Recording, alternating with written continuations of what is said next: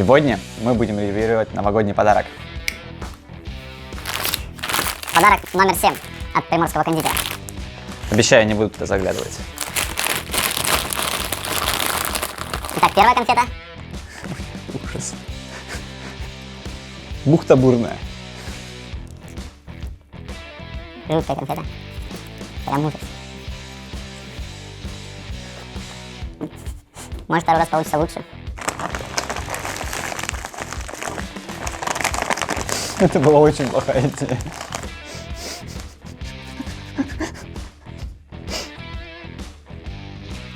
Цап-царап.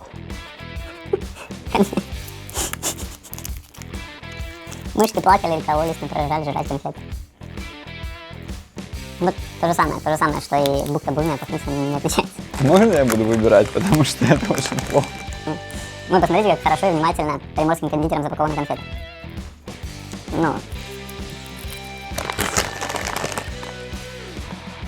Ну, пестрая курочка.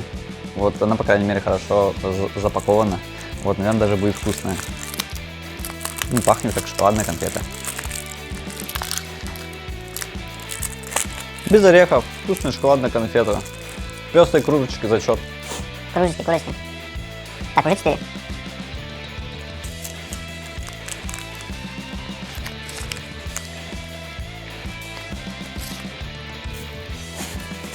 Мне начинка этих конфет напоминает эти ассорти. Знаете, самые дешевые ассорти конфет, которые откусываешь и думаешь, ой, не отравлюсь ли я. Ну, это ужасно.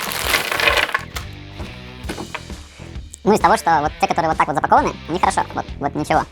Ну, вот темный шоколад, я думаю, будет хорош. Возможно, конфеты Гулливер.